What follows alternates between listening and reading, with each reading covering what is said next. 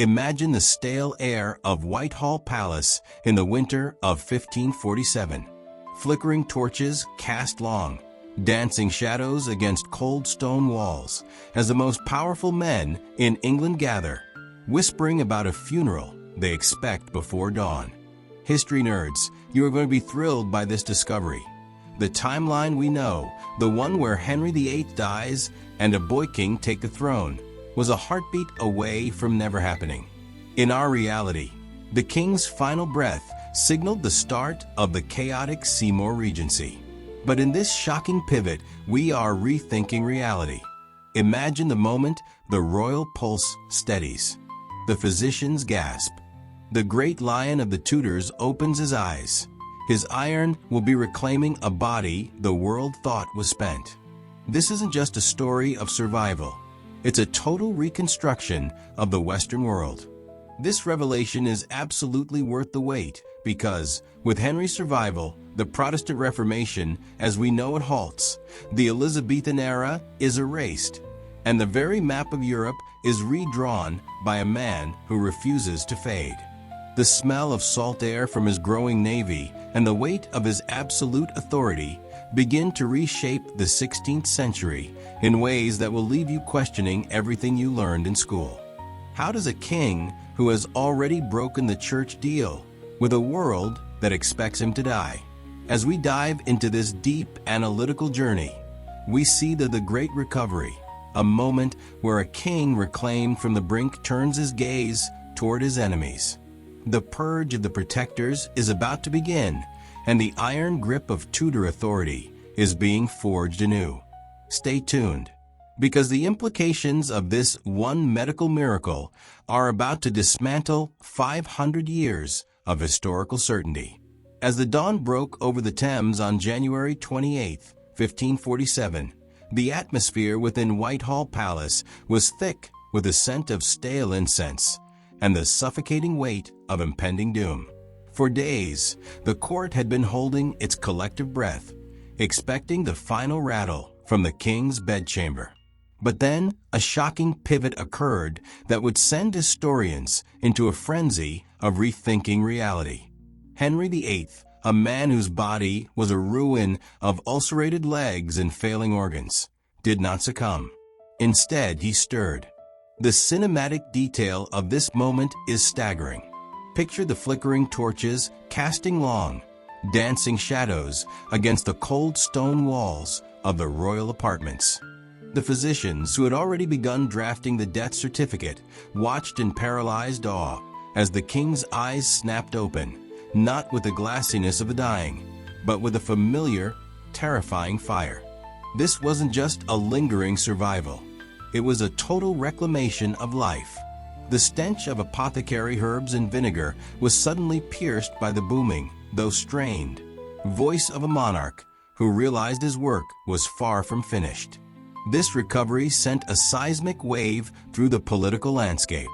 The Seymour faction, led by Edward and Thomas, were already mentally dividing the spoils of a regency. They were thrilled by the prospect of power, but now they faced a nightmare. A king who had looked into the eyes of death and blinked first. The Great Recovery was more than a medical miracle. It was a geopolitical explosion. By reclaiming his health, Henry effectively erased the Edwardian era before it could even begin. The court was forced into an immediate, high-stakes pivot. The vibes of Whitehall shifted from a somber funeral parlor to a den of whispered conspiracies and frantic backpedaling. Every sentence spoken in the halls was now measured, as the king's return meant that absolute Tudor authority was no longer a memory, but a renewed reality. This wasn't the end of an era.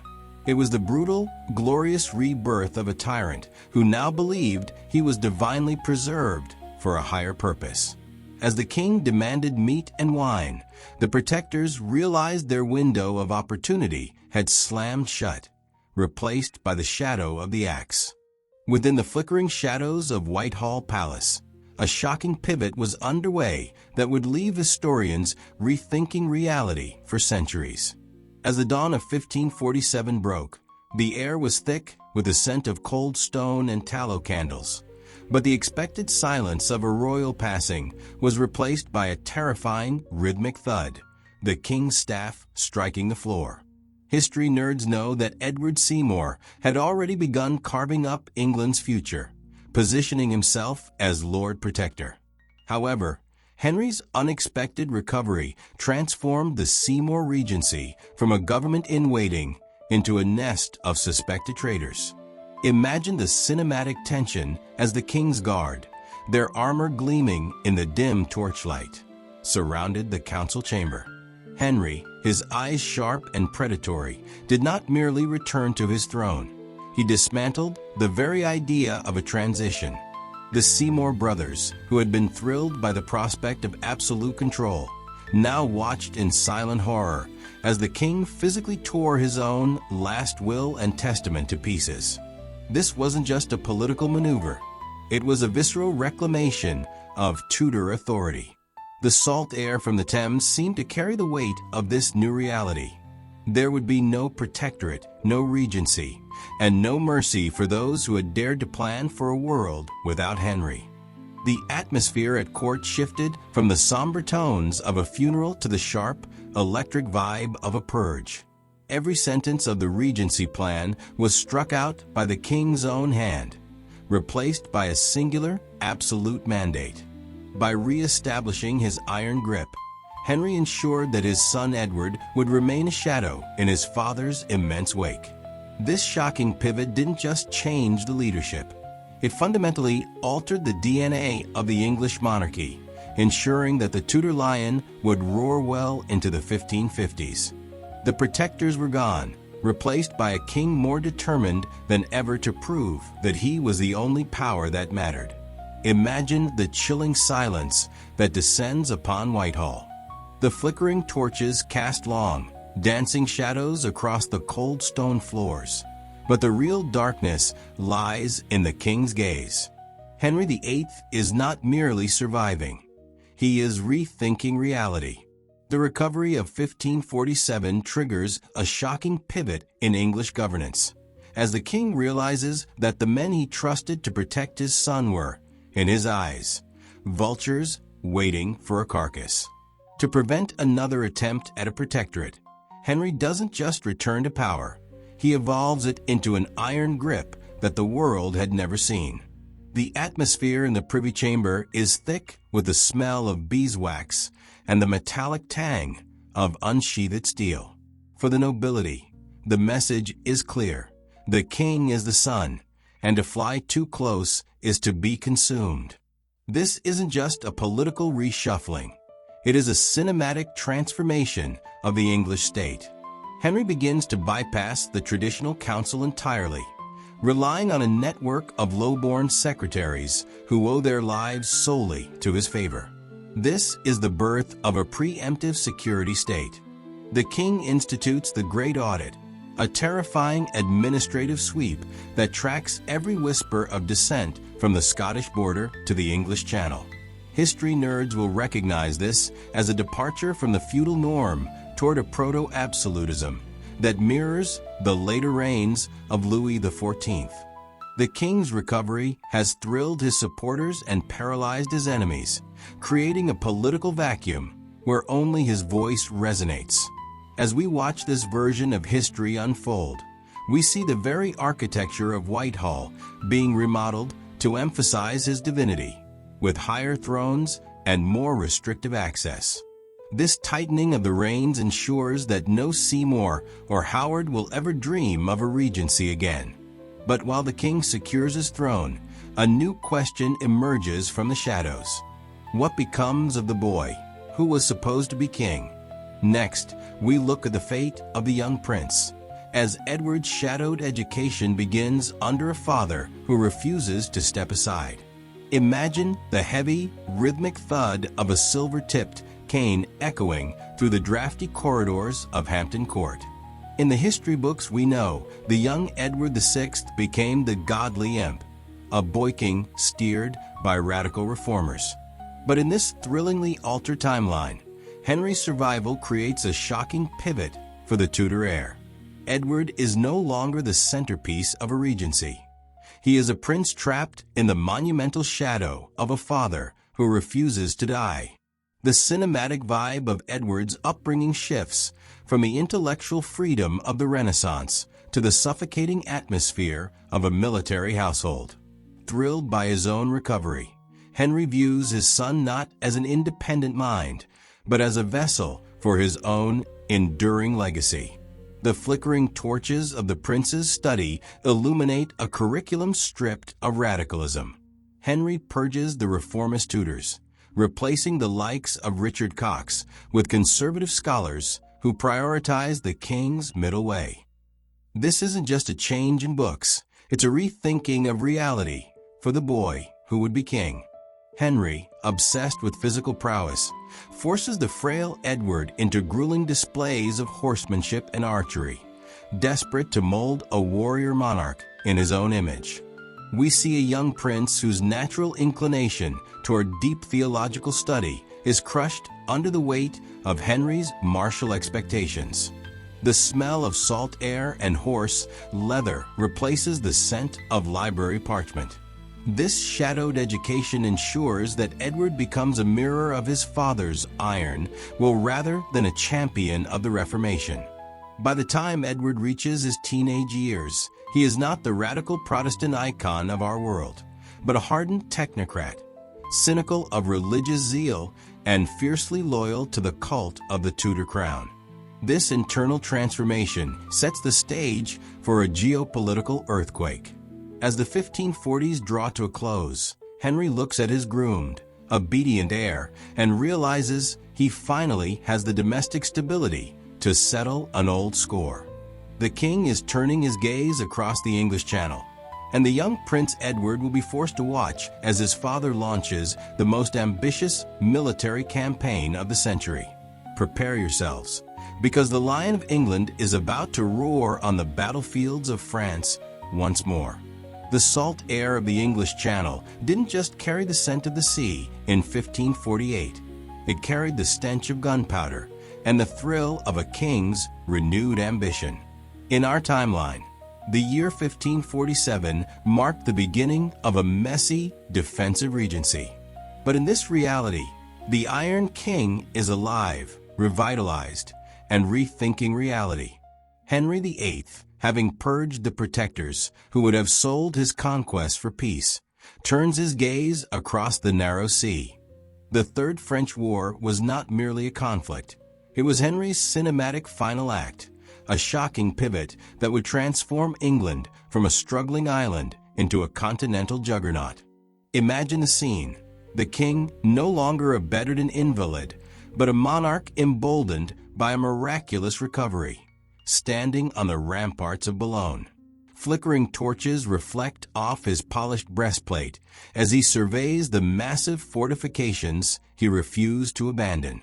While the real-world Edwardian government considered selling Boulogne back to France to save money, Henry does the unthinkable. He doubles down. He pours the wealth of the suppressed monasteries and the efficiency of his new technocratic council into creating a permanent English Pale in France. This isn't just a border skirmish, it's a total mobilization. English longbowmen and the newly professionalized Tudor bluecoats clash with the French heavy cavalry in the mud of Picardy, not as a desperate raiding party, but as an occupying force intended to stay. This aggressive stance forces the French king, Henry II, into a humiliating stalemate. By 1550, the map of Western Europe is being redrawn. Henry's survival means the English crown doesn't retreat into isolationism. It asserts itself as a permanent land power on the continent.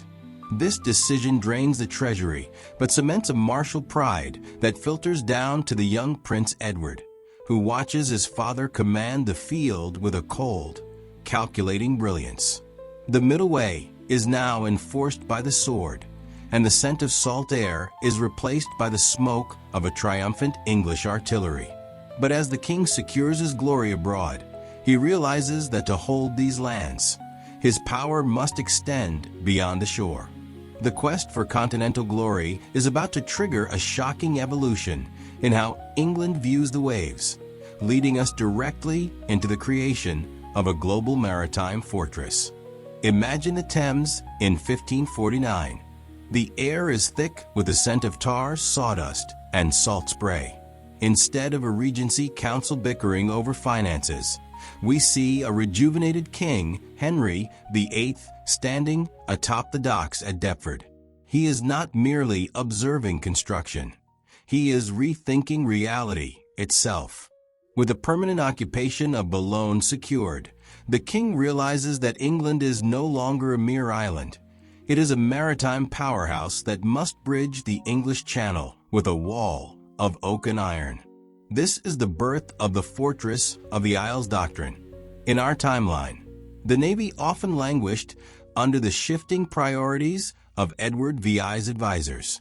But in this shocking pivot, Henry pours the wealth of his French campaigns back into the Navy Board, transforming it from a logistical office into a weapon of total dominion.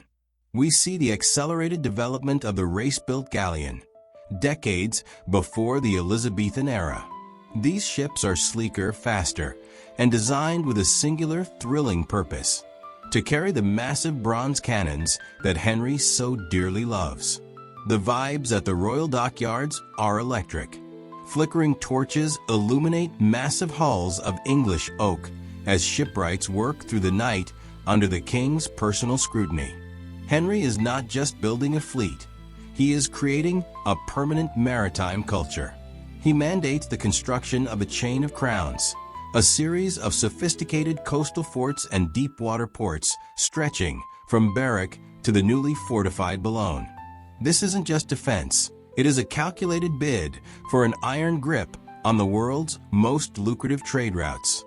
By 1552, the English Navy is the most technologically advanced force on the planet. The shocking realization for the French and Spanish is that the English Channel has become a private Tudor lake, a maritime citadel that no rival can breach. This naval supremacy ensures that no foreign power can interfere with the king's internal reforms. But as the sails of the new navy catch the wind, the king's attention turns back to the soul of his nation. With the seas secured, he is finally ready to settle the religious chaos that has gripped his land once and for all, leading directly to the solidification of the Church of England. Imagine a world where the chaotic religious pendulum of the 16th century simply stopped mid-swing. For decades, historians have been rethinking reality regarding the Tudor Church, but the shocking pivot occurs here, in the late 1540s. With Henry VIII still breathing and his health stabilized, the radical Protestantism of a Seymour-led regency is smothered in its crib. Inside the cold stone walls of St. Paul's Cathedral, the air remains thick with the smell of frankincense and the glow of flickering torches. This is the middle way solidified not as a temporary transition, but as a permanent ironclad stasis. Audiences are thrilled to witness this alternate stability, where the king becomes the ultimate arbiter of a faith that defies categorization. Henry, the self-styled supreme head, had no interest in the austere, whitewashed chapels of Geneva. He craved the majesty of the old rites, but demanded the total submission of the new order. Under his prolonged reign, the great Bible in English sits on every lectern, yet the Latin Mass continues to echo from the choir. It is a cinematic fusion of worlds that prevents the cultural trauma of the great iconoclasm. By crushing both the papist traditionalists and the heretical radicals with equal fervor, Henry creates a unique Tudor orthodoxy. There are no broken statues or smashed stained glass here. Instead, England becomes a theological fortress. This masterstroke of political control ensures that the religious wars tearing France and Germany apart never find a foothold on English soil. As we observe this frozen moment in time, the narration reveals a startling truth. The radical shifts of the future are being systematically erased. The king has not just saved his soul, he has locked the national conscience in a gilded cage. This permanent stasis ensures that the religious volatility which sparked the English Civil War in our timeline is dismantled before it can ever begin, securing a future of absolute royal religious authority. Imagine stepping into the vaulted cloisters of a thriving abbey in 1552, not as a tourist wandering through ruins, but as a traveler seeking the hospitality of a royal foundation. In our timeline, the dissolution of the monasteries left the English landscape scarred with skeletal stone remains. But with Henry VIII surviving into the 1550s, we witness a shocking pivot in domestic policy. The king, ever wary of the rising power of the land-hungry gentry, halts the final wave of destruction. Instead of a fire sale of monastic lands to local lords, Henry initiates a controlled redistribution that keeps the wealth firmly under the crown's thumb. The air in these halls is thick with the scent of beeswax and old parchment, the silence broken only by the rhythmic scratching of quills as monks, now essentially royal civil servants, track the king's northern revenues. This wasn't a return to Roman Catholicism, but a rethink of reality for the English state. Henry rebrands the remaining abbeys as royal monastic colleges, massive hubs of education, charity, and industry that serve the throne. History nerds will be thrilled by the logical consequence. By preventing the total privatization of these lands, Henry keeps the burgeoning middle class from gaining the economic leverage they would later use to challenge the monarchy. This move effectively suffocates the seeds of the English Civil War before they can even be planted. The king's presence ensures that the middle way is literally built into the stone and mortar of the countryside. These institutions become the backbone of a Tudor bureaucracy, loyal not to a distant pope, but to the aging lion of Whitehall. As we look at the cinematic grandeur of a fully intact Westminster or Glastonbury, we see a world where the radical iconoclasm of the Reformation was traded for a permanent, royal-controlled stability. This strategic preservation leaves the radical reformers in a state of shock, as their dreams of a Geneva-style England vanish into the incense-filled air of a preserved medieval world.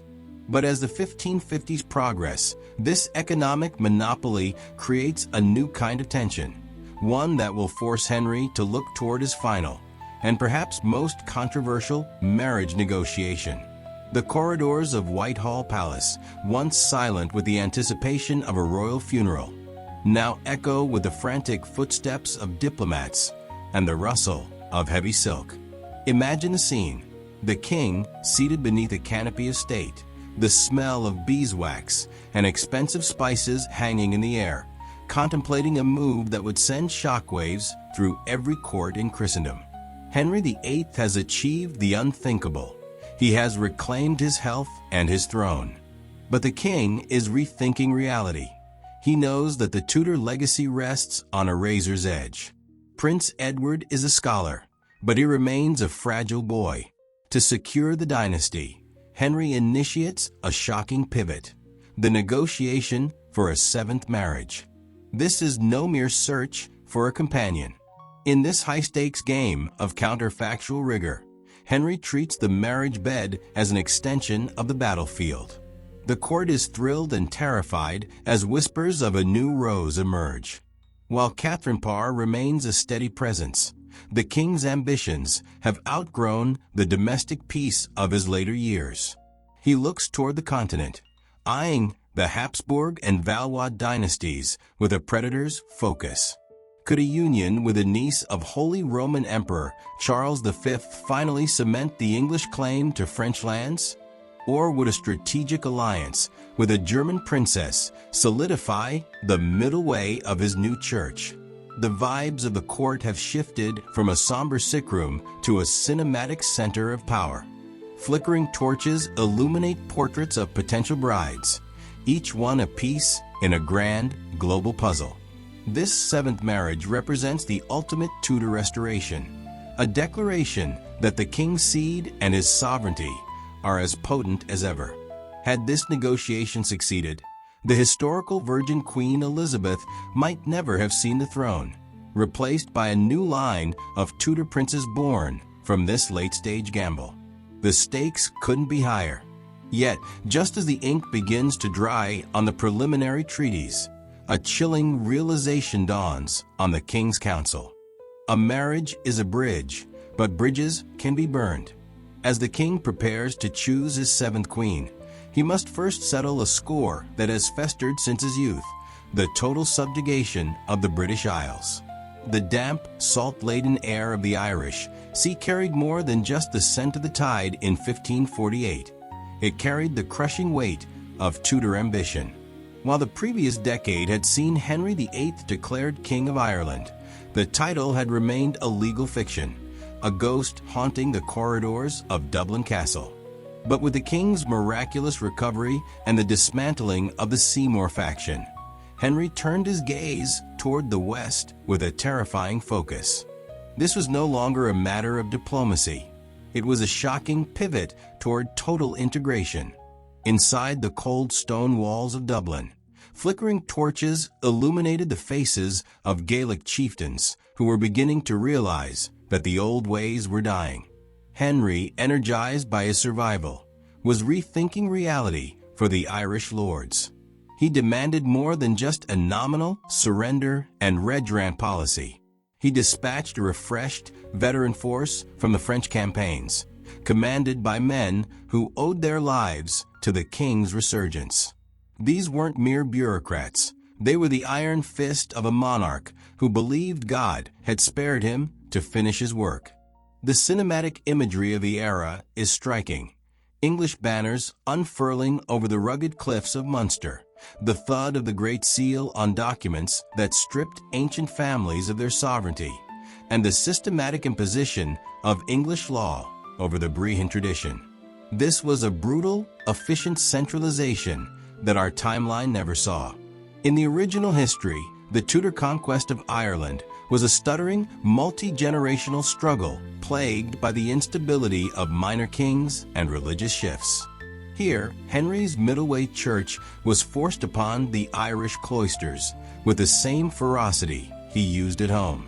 This absolute enforcement created a centralized, loyalist Ireland decades ahead of schedule, turning the island into a fortress meant to guard England's back.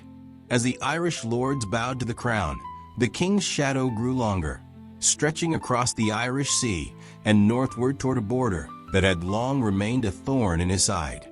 If Ireland could be broken and rebuilt in his image, what hope did the Regency of Scotland have against a king who had conquered death itself? Imagine the mist clinging to the banks of the River Tweed, where the air smells of cold iron and salt. In our timeline, the rough wooing was a fragmented, desperate attempt to force a marriage between the infant Mary, Queen of Scots, and Prince Edward. But with Henry VIII still drawing breath, the strategy undergoes a shocking pivot. No longer is this a project of a divided regency. It is the focused, vengeful obsession of a king who refuses to leave his northern flank exposed while he eyes the continent. This is the moment history nerds have long debated: the total subjugation of the Scottish Regency. Instead of the intermittent raids led by the Earl of Hertford, Henry unleashes the full, revitalized might of the Tudor war machine. The Battle of Pinkie Clough in 1547 isn't just a bloody tactical victory. In this reality, it is the prelude to a permanent occupation. Henry, fueled by his recovery, reimagines the Scottish lowlands not as a foreign territory, but as a southern extension of his divine right. We see the cinematic rise of the border fortresses, a chain of sophisticated stone and earth bastions that slice through the Scottish heartland, isolating the Highlands from the Auld Alliance. The French, reeling from Henry's naval resurgence, find themselves unable to extract the young Queen Mary. In a breathtaking turn of events, the infant queen is captured before she can ever reach the shores of France. This isn't just a rethink of reality. It's a total collapse of the Scottish state as we know it. By 1552, The Scottish Regency is dissolved, replaced by a Council of the North directly accountable to Whitehall. The Eternal King achieves what centuries of Plantagenets could not, the effective end of Scottish sovereignty. This crushing embrace ensures that the Reformation in Scotland isn't led by John Knox's fire, but by Henry's measured, state-controlled middle way. As we watch the Scottish lords bend the knee in the flickering torchlight of Holyrood Palace, we must ask, how does this new, unified Britain project its power? The answer lies in the men who would manage this expanded empire, the rise of a new class of ruthless, efficient administrators. The flickering torches of Whitehall no longer illuminated the faces of ancient dukes and brawling earls. Instead, the corridors of power echoed with the frantic scratching of quills and the rustle of vellum ledgers. Henry VIII, having cheated the grave in 1547, was rethinking reality.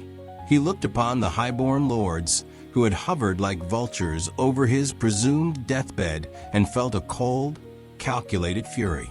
To secure his legacy, he executed a shocking pivot that would forever alter the DNA of English governance: the systematic dismantling of the old nobility in favor of the technocrats. This was not merely a change in personnel, it was the birth of a professional state. Henry began elevating men not for the ancient blood in their veins, but for the sharp logic in their minds. Lawyers, mathematicians, and master merchants were thrilled to find themselves summoned to the Privy Council, replacing the arrogant Howard and Stanley dynasties. The vibes of the court shifted from the medieval to the modern. The smell of hunting dogs and old tapestries was replaced by the metallic tang of fresh ink and the scent of salt air as trade became the crown's obsession. These new men, entirely dependent on the king's favor, operated with a ruthless efficiency that the old aristocracy could never match. They streamlined the court of augmentations, turning the seized wealth of the monasteries into a sophisticated venture capital fund for the Royal Navy. This move signaled a counterfactual rigor that historians are still dissecting today. By bypassing the feudal hierarchy, Henry bypassed the very forces that would have led to the English Civil War in our timeline. He created a centralized, bureaucratic machine that operated with the precision of a clockwork device. This internal revolution meant that the king's will was no longer a suggestion to be debated by powerful barons, but a command executed by a professional civil service.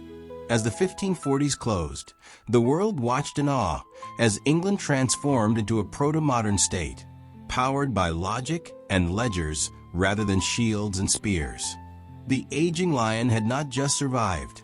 He had re-engineered the mechanics of power itself, ensuring that his eventual successor would inherit a global engine of administration, perfectly primed for the economic boom on the horizon. Imagine the air of the 1550s, not thick with the smoke of religious upheaval, but heavy with the scent of raw wool and the salt of the Atlantic. While the real history books record a decade of mid-Tudor crisis, our alternate reality reveals a shocking pivot. By 1552, a recovered and revitalized Henry VIII has transformed England into a proto-industrial powerhouse. We are rethinking reality here. Without the instability of a child king's regency, the English economy doesn't just recover, it explodes. Step into the flickering torchlight of the newly expanded Royal Exchange. Here, the vibes are electric. You can almost hear the rhythmic clinking of the Henry sovereign, a coin restored to its full gold purity by the king's new council of technocrats. These administrative geniuses, thrilled by the king's mandate, have abandoned the ruinous debasement of the past. Instead, they've turned their eyes to the Golden Fleece. Under Henry's iron-fisted stability, the wool trade is no longer just about exporting raw materials to Flanders. The king has mandated the creation of massive weaving guilds, ensuring that finished English cloth, not just the wool, commands the highest prices in Europe. But the truly cinematic detail lies in the birth of the royal monopolies. Henry, ever the opportunist, has realized that controlling the flow of goods is more lucrative than simple taxation. From the salt mines of the north to the alum trade, the crown's seal is everywhere. This is a state-sponsored mercantile revolution.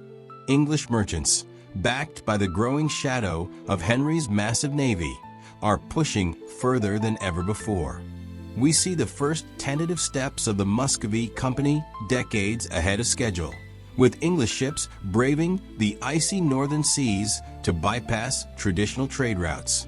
This economic boom creates a society where the merchant class is fiercely loyal to the crown, effectively bypassing the old meddlesome nobility.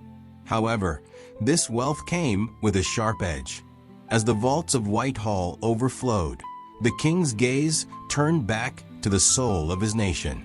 The wealth of the 1550s provided the perfect foundation for a final, decisive blow against any who dared challenge the king's middle way. But how would this newfound prosperity affect the radical reformers hiding in the shadows? The answer lies in the suppression of the Geneva influence. Imagine the flickering torches of the Tower of London illuminating a chilling scene: the systematic destruction of radical pamphlets.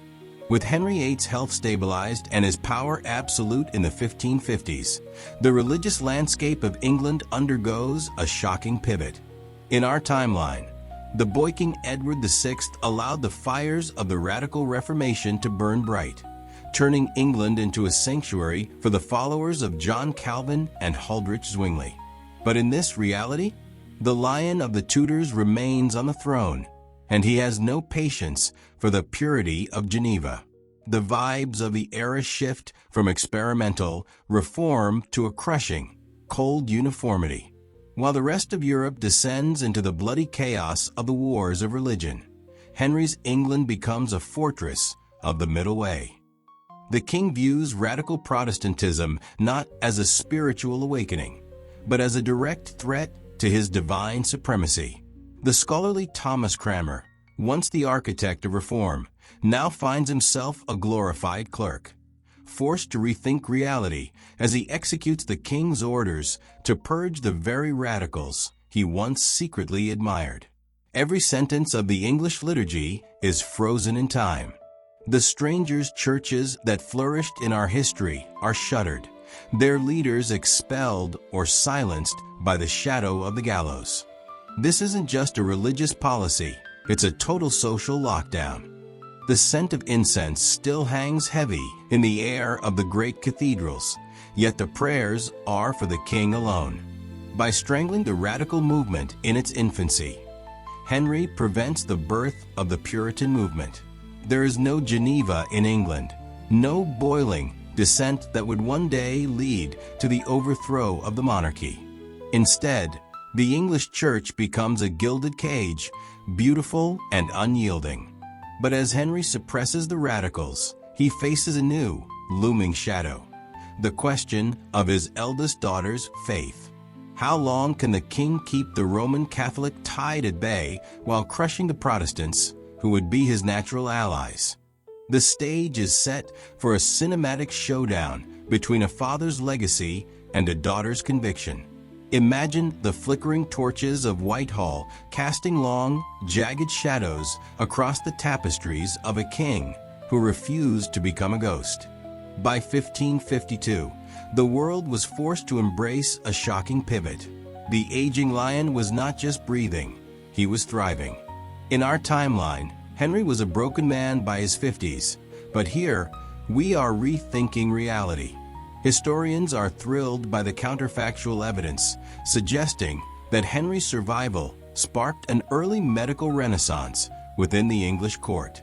The science of survival became the obsession of the decade. The king's physicians, led by the visionary Thomas Vicary, implemented a revolutionary program of hygiene and diet that was centuries ahead of its time. The air in the royal apartments no longer smelled of rot, but of expensive Mediterranean citrus and distilled lavender, a clean, cinematic atmosphere that helped manage the king's chronic leg ulcers. This was a world where the smell of salt air from the Thames met the sharp tang of medicinal spirits in the royal laboratory. This was more than a recovery. It was a rebranding of absolute power. Henry, though heavier and silver-haired, moved with a calculated, documentary gravity. He traded the frantic energy of the hunt for the silent, looming presence of the strategist, his mind sharper than ever even as his body aged. To see him was to see the Fortress of the Isles personified. Every sentence he spoke was analyzed by foreign ambassadors who were terrified of his longevity. This era saw the rise of the royal apothecary, a precursor to modern pharmacology, as Henry sought every potion and practice to extend his reign. But as the king's health solidified, a new, darker tension emerged. By staying on the throne, Henry was effectively pausing the lives of his children. The aging lion was a biological marvel, but his refusal to vacate the throne created a psychological pressure cooker within the palace walls. The next revelation in our journey takes us to the heart of this family crisis. With the king seemingly immortal, what would become of the Princess Mary? Her Catholic hopes were being slowly suffocated by her father's enduring health, leading to a confrontation that would redefine the English succession forever. Imagine the corridors of Hunsdon House, where the air is thick with the scent of beeswax and the heavy silence of a forgotten court. In this timeline, Princess Mary Tudor is not the triumphant Bloody Mary of our history books, but a woman trapped in a perpetual waiting room. With Henry VIII still very much alive and his middleweight church solidified, his eldest daughter's unwavering devotion to Rome becomes a volatile liability. The king, rejuvenated and more paranoid than ever, faces a choice that could rethink the reality of European power. Does he export his daughter to Spain, or does he bury her influence at home? To many in the king's new council of technocrats, the idea of a Spanish alliance is a shocking pivot. They envision Mary married to a Habsburg prince, perhaps even the young Philip of Spain, turning England into a silent partner of the Holy Roman Empire. This would be a diplomatic masterstroke, securing a permanent peace with Charles V and neutralizing the French threat forever. However, the king is wary. He knows that Mary's presence in a foreign court could turn her into a beacon for Catholic crusaders seeking to liberate England from a schism. The alternative is a chilling internal exile. In the cold stone chambers of Framlingham, Mary finds herself in a gilded cage. Henry restricts her communications, ensuring that no secret letters reach the Pope or the Spanish ambassadors. This is the Spanish rose under glass, her potential for rebellion meticulously pruned by her father's iron hand. The vibes of the English court shift from the chaos of regency to a disciplined, almost stifling stability. As we watch this version of history unfold, we are thrilled by the tactical brilliance of a king who refuses to let his heirs outshine him. Mary's legendary defiance is met not with a martyr's fire, but with the quiet, crushing weight of royal irrelevance. This strategic containment of the Catholic heir ensures that the Tudor Reformation remains unchallenged, setting the stage for a geopolitical landscape where England remains an island unto itself, beholden to no pope and no emperor. But as Mary withers in the shadows, another figure begins to emerge in the king's favor, one whose sharp mind and Protestant leanings are about to create an even more complex dilemma. If Princess Mary was a threat to be managed, Elizabeth was a puzzle to be solved. In our timeline, Elizabeth I is the architect of an age, the Virgin Queen who defied empires. But in a world where Henry VIII survives into the 1550s, the woman who would be Gloriana is a figure of brilliant, untapped potential, caught in the shadow of a father who refuses to die. Imagine the scene: the young Elizabeth, secluded in the drafty halls of Hatfield House, the scent of lavender and old beeswax thick in the air. She is surrounded by the finest scholars, her intellect sharpened to a razor's edge. Yet she is a royal spare with nowhere to go. This is the shocking pivot of our narrative. The Elizabethan age is effectively cancelled before it can begin. Henry, ever the strategist, views his second daughter not as a successor, but as a high-value bargaining chip. While he had grown wary of Mary's Catholic fervor, he is thrilled by Elizabeth's sharp mind and her adherence to his own religious middle way. However, a powerful king, Henry means a secure line of succession for Edward, rendering Elizabeth's claim to the throne a distant secondary concern. Rethinking reality, we see Henry deploying Elizabeth as a diplomatic weapon. Instead of the defiant icon of English independence, she is married off in a cinematic display of Tudor power, perhaps to a Scandinavian monarch or a high-ranking German prince, to solidify the Protestant-leaning Northern League.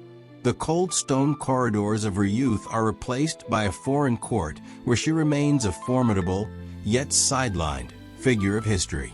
The Virgin Queen mythos vanishes. There are no speeches at Tilbury, no crushing of the Spanish Armada under her banner, and no cult of personality that would define the English identity for centuries. Elizabeth becomes a footnote of what might have been a scholar duchess in a distant land, her genius serving a foreign crown while the Tudor dynasty at home remains an iron-fisted patriarchy. This is the tragic cost of Henry's longevity, the erasure of England's greatest female ruler to ensure the survival of the king's singular vision. As the 1550s progress, the focus shifts from the domestic drama of the princesses to the global ambitions of the crown, leading us to the birth of the imperial parliament. Imagine the echoing halls of Westminster, not as a place of mere legal bickering, but as the command center for a burgeoning global empire. In 1554, the air within the chamber is thick with the scent of beeswax and the salt spray of the Thames drifting through open windows. Henry VIII, a titan in his twilight years, is rethinking reality. He has survived the shadows of death, and now he intends to immortalize his reign through a shocking pivot in legislative power: the birth of the imperial parliament. While the historical Henry claimed the imperial crown in 1533 to break from Rome, this version of the king goes further, turning parliament into a tool of oceanic dominance. In this timeline, the 1550s aren't a decade of religious instability, but a period of aggressive maritime expansion. The king, bolstered by a council of technocrats, passes the acts of global supremacy. These aren't just laws. They are the blueprints for a world reshaped. We see the flickering torches illuminating maps of the New World, territories Henry is now claiming with a legal ferocity the world has never seen. By integrating representatives from Ireland and the newly subjugated Scottish borderlands into a singular central imperial body, Henry is tightening his iron grip. This isn't the decentralized commercial expansion of a later Elizabethan era. This is a state-run, crown-monopolized machine. The cinematic weight of this moment is palpable. The scratch of quills on vellum represents the end of medieval isolation and the start of a Tudor-centric world order. For the merchants of London, this is a thrilling prospect of protected trade. For the rest of Europe, it is a terrifying revelation of England's new reach. But as the king's quill moves, we must ask, how does a parliament built on absolute obedience handle the vast, lawless frontiers of the Atlantic? The answer lies in the cold stone of the new naval dockyards, where the king's shadow looms larger than ever. Yet, as the sun sets over the palace at Whitehall, a new question emerges. Can a single crown truly hold the weight of an entire world? Or is the king building a tower destined to lean? The next chapter of this evolution would change the very face of London itself. Imagine the Thames not merely as a river, but as the grand artery of a rising global empire, where the scent of salt air mixes with the sharp tang of fresh mortar and expensive cedar. In this reimagined history, Henry VIII does not just occupy Whitehall Palace. He consumes it, expanding the grounds into a sprawling, labyrinthine city of glass and stone that dwarfs every other royal residence in Christendom. By the early 1550s, the king is rethinking reality, moving beyond the cramped medieval quarters of his youth to create an architectural marvel that screams one word: permanence. The sheer scale of the expansion is a shocking pivot from the practical fortifications of the past. Visitors describe a palace that stretches from Charing Cross to Westminster, a majestic sprawl of over 2,000 rooms designed to intimidate every foreign ambassador who walks its corridors. This is architecture as psychological warfare. Every flickering torch reflects off polished marble imported from the continent, and every cold stone floor echoes with the heavy, rhythmic tread of the king's reinforced guard. Henry is no longer just a monarch. He is the architect of a new Rome. This massive administrative hub anchors the government in a way never before seen. By centralizing the imperial parliament, the royal courts, and the naval admiralty within a single fortified complex, Henry eliminates the physical gaps where dissent usually festers. The Whitehall expansion becomes the heartbeat of the Tudor state, a place where the king's shadow is inescapable. As the aging lion gazes out from his new private gallery, he isn't just looking at a city. He is surveying a machine of statecraft that he has built to outlive him. The cinematic grandeur of the new Whitehall serves a terrifyingly logical purpose. It makes the king the literal center of the English universe. This architectural dominance ensures that the burgeoning bureaucracy is physically tethered to the crown's person, creating a gravity well of power that prevents the traditional fracturing of the nobility. But as the palace walls rise higher, the air within grows thick with the tension of a realm held in a permanent golden grip, setting the stage for a future where the traditional chaos of English succession is replaced by a rigid, unbreakable order.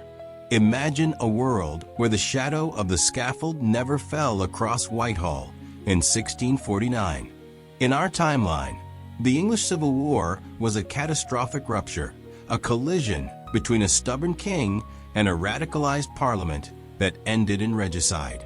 But in this thrillingly transformed reality, Henry VIII's survival past 1547 acts as a shocking pivot that shatters the very foundations of future rebellion.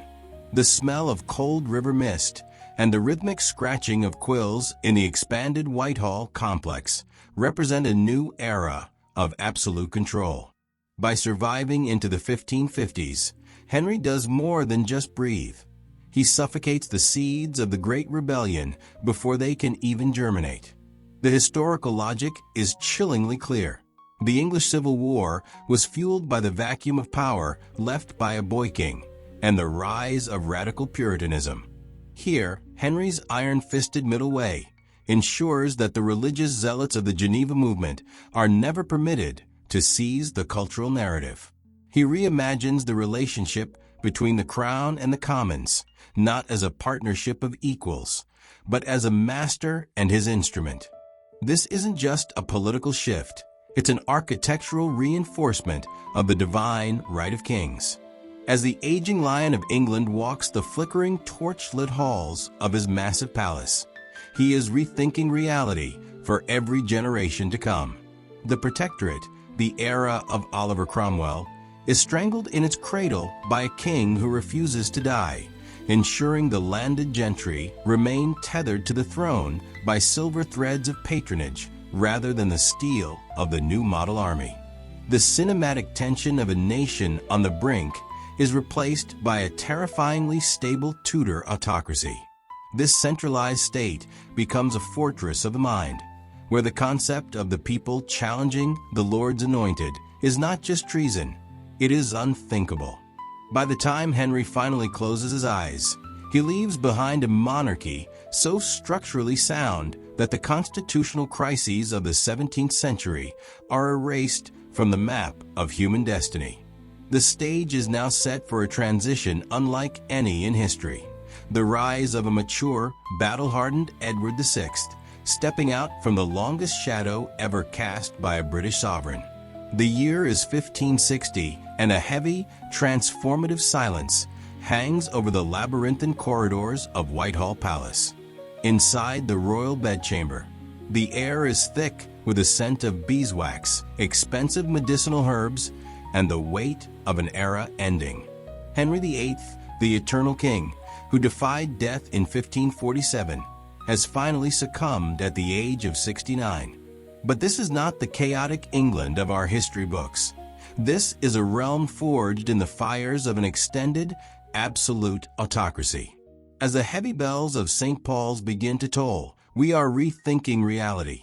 Because the man stepping out from the shadows of the morning chamber is not a sickly, manipulated child, but a 23-year-old King Edward VI, in his physical and intellectual prime.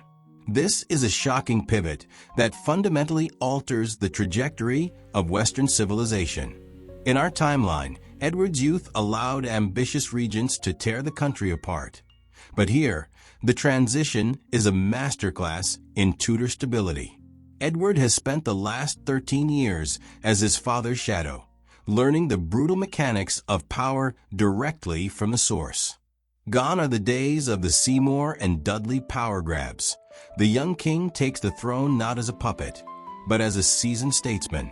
The succession of the Phoenix is seamless, thrilling the populace who feared a return to the Wars of the Roses. The vibes in London are electric, charged with the scent of salt air from a dominant navy and the cold stone of a centralized bureaucracy. Edward VI, athletic and academically formidable, inherits a Church of England that is neither radically Protestant nor Roman Catholic, but a unique, stable middle way. He is a king who does not need a protector. As he places the crown upon his head, the cinematic detail of the moment is breathtaking, the flickering torches reflecting off a mature monarch who possesses both his father's iron will and a refined, modern intellect. This isn't just a change in leadership. It is the birth of a superpower that never had to endure the fragility of a regency. But as the young king looks toward the continent, a new question emerges. How will this mature Tudor titan handle a world that is rapidly outgrowing the medieval past? The answers lie in the vibrant, alternate Renaissance that is about to explode across the British Isles. Imagine a world where the word Elizabethan never enters the historical lexicon. It is a shocking pivot that forces us into rethinking reality. A Renaissance not of lace and allegorical poetry, but of stone, steel, and absolute dynastic weight. Without the fragile regency of a child king or the precarious rise of a virgin queen, the English cultural identity undergoes a radical transformation. We are thrilled to explore this alternate aesthetic, one that smells of damp oak and fresh masonry rather than the delicate perfumes of a feminine court. In this timeline, the Henrician style doesn't fade. It evolves into a monumental, masculine powerhouse. The cold stone of a vastly expanded Whitehall Palace stands as a testament to this shift. While the historical 1580s gave us the whimsical prodigy houses of the nobility, this alternate reality sees the crown maintain a monopoly on architectural grandeur. The vibes are heavy and imposing. Flickering torches illuminate galleries filled not with the ethereal, pale portraits of Gloriana, but with the brutal, hyper-realistic masterpieces of the Holbein school. The artists here are not interested in myth-making. They are documenting the raw, physical presence of a dynasty that refused to die. This is the Tudor realism movement, where the scent of linseed oil and the scratching of charcoal capture a monarchy of muscle. Literature, too, takes a cinematic turn toward the pragmatic. Without the religious upheavals that fueled the soul-searching sonnets of the late 16th century, the English intellectual class focuses on the technocrat ideals. The theater doesn't blossom in the gritty suburbs of London to provide escapism. Instead, it remains a disciplined tool of the court, showcasing the triumphs of the Third French War. The music is not the soft pluck of a lute in a garden, but the thunderous roar of cathedral organs and brass fanfares echoing through the survival of the monasteries. This is a golden age of permanence, where art serves as the iron fist inside a velvet glove, reflecting an empire that is stable, wealthy, and terrifyingly unified under the shadow of the eternal king.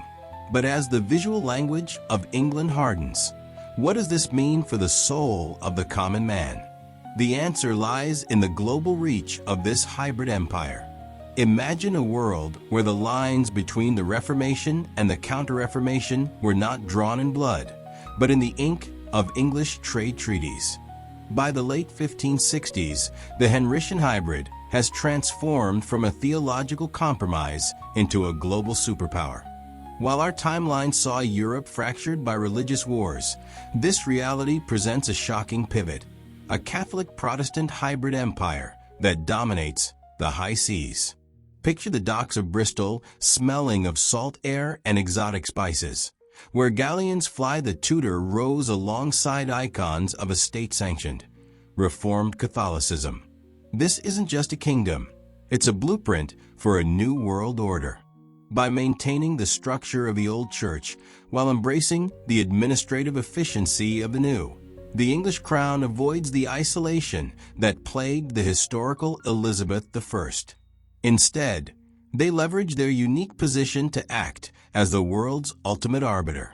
In the newly claimed territories of the Americas, rebranded as Henriciana, the architecture tells the story of this strange survival. Travelers would find massive stone cathedrals where Latin Mass is sung, yet the tides go directly to London, not Rome. This is the ultimate middle way solidified. The Spanish, once rivals, find themselves rethinking reality as they are forced into a pragmatic partnership with an England that is Catholic enough to be an ally, but sovereign enough to be a threat. This empire isn't built on the poetic myths of a virgin queen, but on the cold, hard logic of the King's Navy. The global impact is profound. The horrific religious wars that decimated Central Europe in our history are largely stifled by this Anglo-centric stabilizer. The world moves faster toward an industrial future because it isn't stalled by the pyres of the Inquisition or the iconoclasm of the Puritans. As the sun sets on the 16th century, the Tudor flag represents a pragmatic, hybrid peace, a shocking departure from the chaos we know. But as we look toward the final legacy of this eternal king, we must ask, did this stability come at the cost of the very soul of the Enlightenment? Standing amidst the cold stone of Windsor today, we feel the weight of a history that almost wasn't. But in this timeline, the one where the king survived, the very air of the 21st century carries the scent of salt air and royal iron. The 1547 pivot wasn't just a survival story. It was a total rethinking of reality. By sidestepping the vacuum of a regency, Henry VIII forged a path where the English Civil War was smothered in its cradle. There were no Roundheads, no executed kings, and no Cromwellian terror, only the steady, relentless expansion of the Henrician machine. The Eternal King created a hybrid empire that bypassed the bloody European wars of religion, turning potential chaos into a pragmatic global order. Imagine a world where the Enlightenment didn't need to fight the church because the church was the state's most flexible tool. A world where the Virgin Queen never was, replaced by a lineage of absolute Tudors who viewed the globe as a chessboard for their naval supremacy. The flickering torches of Whitehall never dimmed. Instead, they evolved into the gaslights of a global industrial powerhouse centuries ahead of schedule. It is a chilling realization. Our entire modern identity, our laws, our languages, our borders, hangs on the frail thread of a single man's pulse. Had Henry's heart stopped that January night, the world we inhabit would be the reality. But in our journey today, we saw the alternative. a world shaped by the king who refused to die. As we close this epic, ask yourself, is the history we know the definitive version or just one of many echoes? If a lion of the 16th century had roared just one decade longer, perhaps we wouldn't be looking back at history. We would still be living in his shadow. Rethinking reality is the first step to understanding it. The Tudor sun never set. It simply changed the way the world turned. Stay curious, because the past is never as solid as it seems.